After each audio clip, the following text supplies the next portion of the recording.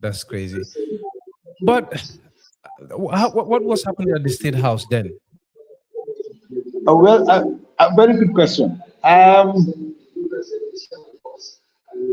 Osman Boyan, and who was an angry soldier, very angry. He thought Jawara should have made him commander of the field force. Jawara refused. So he became disgruntled. Was sacked. Kugwe asked him to seize, State House. Hmm. He did so, but there was resistance, and he was killed. And that really displeased, Kugwe. Kugwe felt very shocked by Commander Bojan's early death, because he thought Commander Bojang was going to be a very, very useful player in the plot. And he was Hmm. killed so early in his team. So did they take full So control of the State House? Did they manage to do that? they never did. They never quite did. I mean, they were going and coming because people like Commander Tambajang and other snipers were having a very good view from the central bank fourth floor of State House. And they were taking out the rebels, in great number. Okay? Hmm. Yeah, they were shooting them, dead. So, I mean, they only managed to exfiltrate the first family as hostages, but the rebels were really never in control. Yes. Yeah. So since you touch on the resistance, maybe this is a good point to look at that. Um, who were the people that led the resistance? Well, the IGP, General of Police, Inspector General of Police, Book, What yeah, was his name? Abdullah Book. Abdullah Mbub. He was head of the special branch, the first Gambian to head the intelligence wing of the police. Yeah, Mhm. the famous Tambajang. Yes, you the know, famous Tambajang, yes. yeah, yeah. So, And I interviewed some other people recently who were there. Commander Mbai, but they were quite few. I mean, and then of course the vice president was there as a Mr. Kamara, foreign minister Kitty Jabon, whom I think you should talk to. He will have a good story to tell you about that. he's still Yeah. around? Well, yes, yes. Alhamdulillah. Yeah. So. I mean, I'm there was resistance. They erected barricades. And anybody approaching the police station, was brought down, by sniper fire. That's was how the resistance was able to keep the rebels at bay. Because if the rebels had overrun at the police station, Mhm. I think, that would have been the end of the resistance. Because the only resistance was at the police barracks. The airport had Mhm. been seized, the radio station had been seized, the Bakau barracks had been seized, the Bonto, transmitter, so really it was basically the police station that Mm. was that has become the redoubt for the royalist forces. And this is why after the coup was foiled, Sadauda gave them a lot of money. Ordinarily, he Mm. doesn't give people money, but in this case, they got a lot of money. In today's money is in the hundreds of thousands of dollars in today's Wow. equivalent. Yeah, Mm. yeah. Mm. And they are decorated, and promoted, So for saving Gambian democracy. where was the central bank then? Is it in the same place that it is now in Yes, Banjul, yes, or? yes, yes. The rebels briefly occupied it, but Tambajang, exfiltrated them from the central bank premises. Thank God it was never looted. They did not loot. Maybe Kukai told them not to loot the central bank because if they did so, their so-called revolution would have had a very, miserable start. Hmm. Yes, yes. So they went into the central bank. They took it over briefly. Well, it was in their control briefly. Yeah, Hmm. no, Tambajang and others, closed them out, and they occupied the fourth floor, and had a very good view of the city, and use it as a sniper's nest. So if we can look at who this Tambajang guy was, because there is a lot out there about him and his role in the resistance. You would hear a lot. I think he's one of the most famous people that came out of this this whole episode, because I growing up had a lot of stories about Tambajang and 81. I heard that he had a machine gun, that he single-handedly was responsible for protecting the central bank, and some people even attributed some mythical powers to him. so, Ah, so can you can you tell us well, who he well, was? What do we know about him? I have never met him. I have never met him. Um, I know he played a very, very important role in suppressing the coup, and Jawara congratulated him, and he suffered. A Kukwe burned his house. Hmm? It was burnt and looted. Yes. So Jawara had to give him in those days almost $3 million to rebuild the house. Kukwe also kidnapped, Tambajang's family. Yeah, Wow. yeah. So he suffered, but I think he really stood up for Gambian democracy. I mean, I think unfortunately at the latter end of his career, he fell out with Sadao. I think he expected to be made IGP, and Mm. only for Sadao to appoint, a junior of his. I think he resigned in anger, or he was forced to do so. Yes. What was his full name?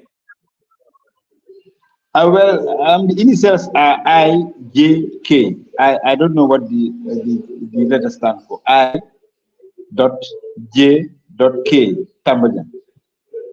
But does Ali That's ring how a he signed bell? up. Does Ali ring a bell? Ali Tambajang, because that is a name that I saw being I floated. really don't know. I see in the archives I dot J dot K dot Tambajang. IJK And that's Tambajang. how he signed up. Yes. Yes. Mm. Because in those days, people prefer to use initials, Yes. because the Tuba, did not want to pronounce our names. Mm. So he was a police officer. Oh yes, yes, of good ranking, highly trained, highly respected, feared. Yes, yes, he was really among the senior police officers. Yeah, yeah, who did very well to defend Gambian democracy during the insurrection. Hmm. Yes. So was it true that he single-handedly was responsible for protecting the central bank? The operative word here is single-handedly, or did he have people that he was working with, people under him, and he was more or less like the I don't think commander? he had people. How could you have had people to work with? There were at least were a few people. Some were, manning the barricades. Some were inside the police station. Using sniper fire, and it looks like he was at the fourth floor of the central bank. If he Hmm. had help, it must have been one or two people. I think we really have to see him as a one-man army, sort Huh? of. Yeah. Amazing. Amazing. And maybe after Amazing. the program, some people who know this better than me I will call you, and maybe they can give us more information about him. Mhm. Yeah. So do we know where he hailed from? Was he also from Banjul I or I don't know. I don't know.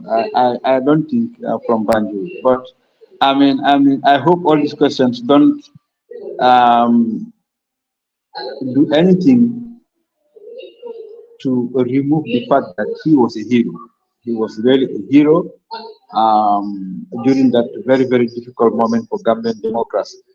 Mhm. He was really the last man standing between Gambian democracy and chaos. Wow. Interesting. So you mentioned that Kukoi burned his house down. Was it out of frustration? Well, Um, they wanted him to surrender. I mean, they wanted him to surrender. I believe if he had surrendered, I mean, the rebels would have had, you know, a better control of the situation. mm, His house was burned and looted, and this in the records, please. This in the records. All this we have. He was. I saw his check. They wrote out a check for him. You know, a the, lot the of check money. that I think he Fadera was wrote for him? given. He was given. I think. I will have to check this. If my back was near me, I would have processed this. He got close to $100,000. In today's money, Hmm. that's like what? 5 million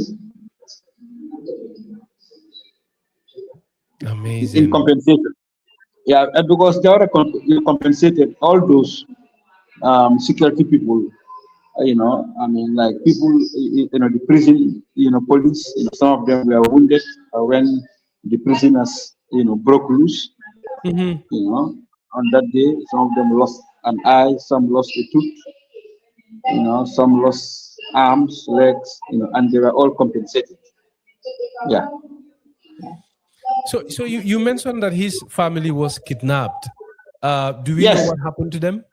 Yes, Ibrahim Abalde show yesterday. He mentioned that his mother, was forced at gunpoint to make a statement over Radio Gambia, telling his son to To lay surrender, down his essentially. arms. Yeah, to Hmm. surrender. Yeah, yeah, yes, yes, yes. So did that happen? The mom actually sent out the No, message? come on, come on.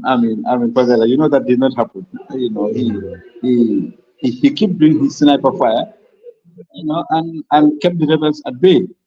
Well, he may have lost some nerve or two, hearing his mother. Well, maybe he did not even have a radio to hear his mother Mm. appeal to him. But I'm sure he must have had some inkling that the family was in danger. Mm. He must, well, he could have lost a nerve or two, but he kept fighting. Yeah, he kept fighting. So on the question of kidnappings, we also heard that Jawara's family was kidnapped. Was that true, or were there any members of his government, senior members of And the there was government? another Hmm? That was another. And there was another stupid. I said that was another stupid. Decision by Kukoi, which none of us can understand why he did so. Hmm. Using civilians as human shields. In today's world, he would have been charged for war crimes. You know, he kidnapped, Sanjali Bojan, the respected chief of where I am here in Birkama. He kidnapped, Jimbo Jata, the minister. Lady Jawara, and the children were all kidnapped. Some of them were 2 years old, 3 years old, suckling, a baby. She was kidnapped. The Tambajang's mother was kidnapped. The Senegalese ambassador, Senegalese fishermen at Tanje were all kidnapped, Huh? you know, yeah, and used as human shields. So these are some of the, if I say, irrational, almost, stupid actions of Kukwai or his henchmen that we historians will have to continue to scratch our head trying Hmm. to see an explanation. For it, it did not work because Jawara did not abandon his return Hmm. to his rightful position as democratically elected president. The Senegalese did not, withdraw their troops. So it was a very, very rascally, if you like. I Mm, mean, decision of the rebels, and I think it made them to lose support even among the Senegalese politicians, like Abdoulaye Wade, who mhm, were telling Abdou Diouf, "Don't go, don't go. This is a national Gambian affair. Let the Gambians sort it out." But when they heard that, Senegalese were being, kidnapped as hostages, some of them said, then maybe our soldiers should go in. mm, mm. Honorable, thank you very much indeed. We are coming to the tail end of the conversation. I know we've been doing this for so long, but I just want us to quickly look at how it all ended. You mentioned that it took 7 days.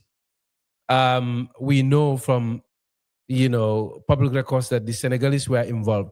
How did Jawara? You mentioned that Jawara came and he went to State House on the third day of the coup, right? How did that come about? Did Jawara came by himself or he was accompanied?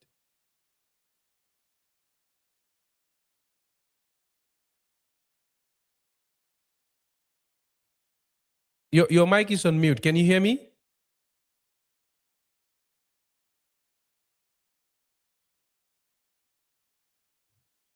Mr. Ceesay? Can you hear me?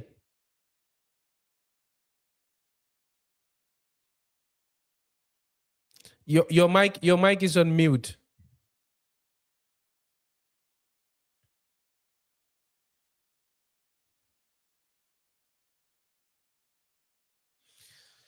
Maringolu ning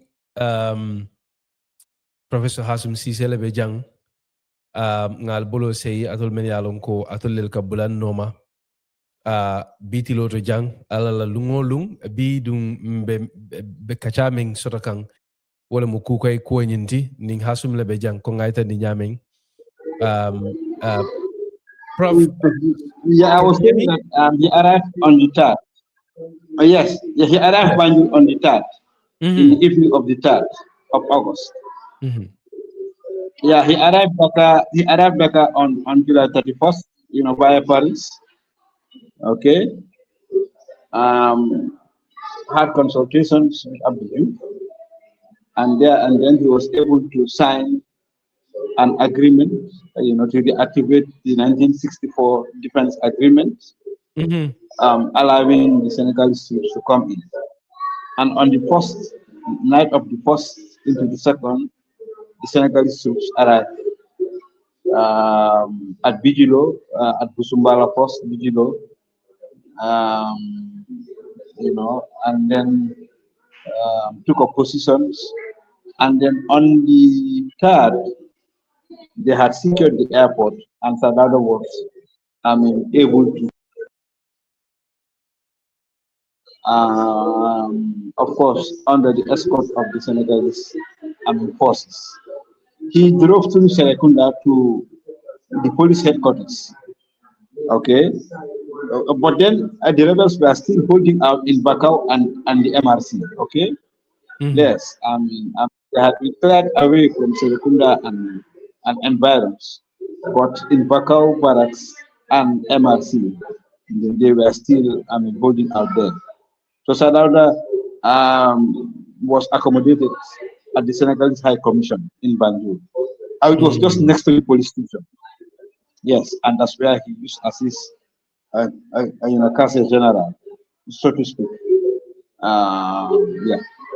Yes. So he did not go straight to the state house. Oh no.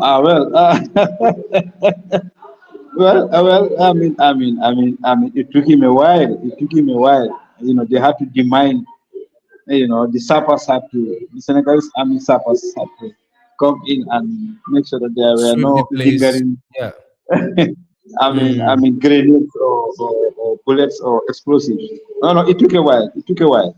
It took a very long time for So him do we know how he to return. entered Gambia? Because my thinking is at the time the rebels had taken over the airport. So how did he come through? No, no, no, no. They had been forced out of the airport on the second.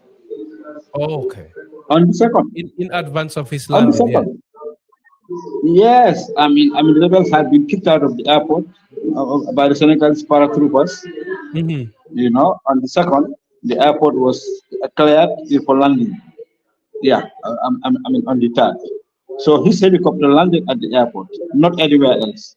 And there was even a welcome party. There was even a welcome party led by the Vice President Hassan Musa Kamara and a convoy, Mm. through the wet streets of Turkestan and Serekunda Mosque, Serekunda Market. He wanted to tell the whole world, I am back. Look at me here. Look at me here. Amazing, amazing, Yeah. amazing. Thank you very much, Prof. We have a lot of people watching, and interestingly, we have people that are old enough to remember the day, and they are also sharing bits and pieces of. Yeah, I'm telling the Um, triumph of democracy. yes, Fadera, I want us to see that homecoming. yeah. Unfortunately, Senegal's television was here to cover it. Mm, mm. Yeah, I have somebody who is watching right now, and he said, "I Yeah, I remember said Senegal's Radio television, Gambia." covered it. It was He a said, triumphant return and "Yes." a very bold statement Mhm. that Gambian democracy is strong. Interesting. Mbariolu network o be lafakan jam fasilang kul be be suliro be suti akan tonga nyanya nyama bari be fenda kacha ka dula la kacha kan je dula me alon ko akumara bake interesting indeed bari sambi drong ba kumfa kan be mem fokan num profi wala muko ngamol sutele men yalon ko ben jibe kan iba sede ya kan dol be je ya kala muta do be je akate ya hakilo bulata kabintumo men na radio gambia to akaya moy uh, moleɓe diyamu kan iko Tambajang bama ka foko fendale ɓe comme fenda ngamira to mo wolde wala ɓe diyamu kan. There is somebody who is attesting to that, to the fact that they had a woman on the radio who called herself Fenda, I think referring to herself as the mother of Tambajang. But alala al karolu parendi. Um, I think there are a lot of people also. Does this Tambajang had any connection to the former vice president Hassoum? Do you know if they had any connection? Well, I was going to ask you. I No, don't know. I you was are the going to ask you. historian, but a lot of people in Well, the well, comments. you are the journalist. No, I'm the historian. You are the journalist. Hmm. Well, we will definitely look into that angle. Like I said, a lot of people are saying probably there is a connection there to look into it. It's a lead that we will follow to see whether it will lead anywhere. But just to conclude the conversation, I know we've been here for a very long time. The Senegalese came; they were part of the effort to restore peace and security, law and order in the country. But you also mentioned the SAS, the British Special Forces. What role did they play? Can we zoom in on that, and perhaps maybe we